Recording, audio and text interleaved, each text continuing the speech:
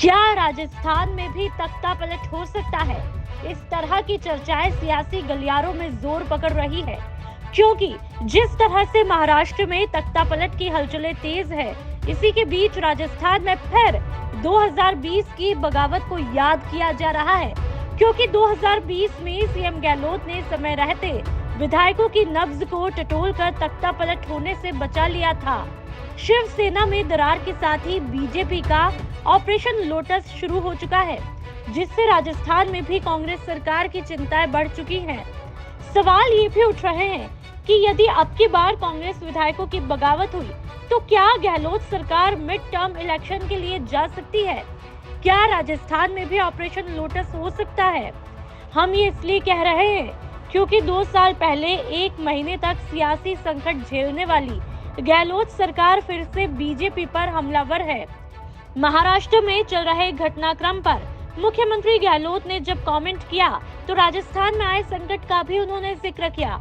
राजस्थान कांग्रेस में हालांकि पूरी मेजॉरिटी है, बावजूद इसके अंदर खाने बगावत का डर क्यों है? ये डर यूं ही नहीं है। हाल ही के सियासी घटनाक्रम को उठाकर देखें तो कांग्रेस बीजेपी दोनों पार्टियों के कई सीनियर नेताओं के मौके बेमौके ऐसे बयान हुए जिनसे इन चर्चाओं ने जोर पकड़ लिया है। रिपोर्ट्स के मुताबिक राजस्थान में ऑपरेशन लोटस बेहद मुश्किल है, जिसके पीछे कई सारी वजह है। और चलिए ये बीजेपी के लिए क्यों मुश्किल है वो भी आपको बता देते हैं। बीजेपी के लिए आज राजस्थान में ऑपरेशन लोटस की राह 2020 के पॉलिटिकल क्राइसिस के दौर से भी ज्यादा मुश्किल है, जिसके बड़े कारण कुछ इस प्रकार है।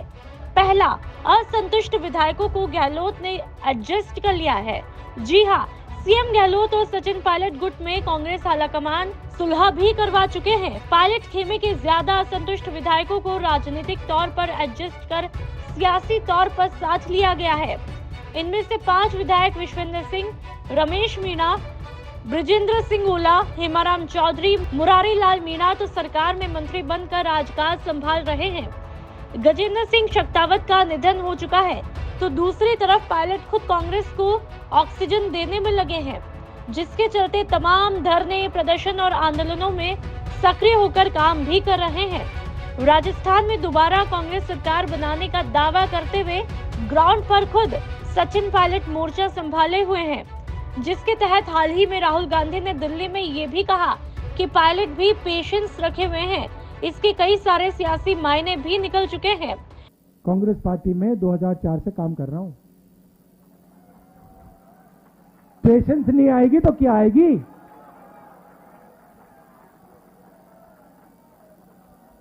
इस बात को कांग्रेस पार्टी का हर नेता समझता है।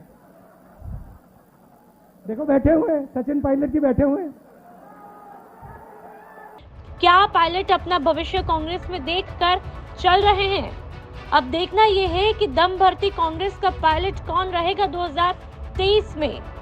तीसरा, बीजेपी खुद, वो कैसे, वो भी आपको बता देते हैं। बीजेपी में अंदरखाने गुटबाजी और फूट है। इसका फायदा राज्यसभा चुनाव में भी कांग्रेस को मिला है।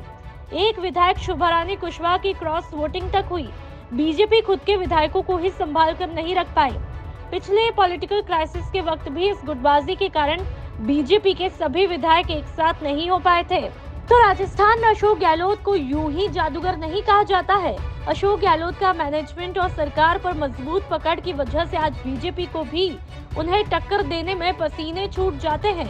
विधायकों को साथ कर रखने और व्यक्तिगत रूप से 1 to 1 सबसे मिलना, बगावत को समय पर भांपने की कैपेसिटी, विरोधी गुटों से भी अपने हित की सूचना प्राप्त कर लेना, गृह विभाग की कमान अपने हाथ में रखकर मॉनिटरिंग करने की उनकी कार्यशैली के कारण गहलोत मात नहीं खाते हैं। और यही वजह कि आलाकमान तक उन्हें हर जगह तवज्जो देता है। सियासी तौर पर उनकी समझ को इसी से समझा जा सकता है कि सियासत में कब कहां सही मौका देखकर किस हथियार को पलटवार के रूप में काम लेना है।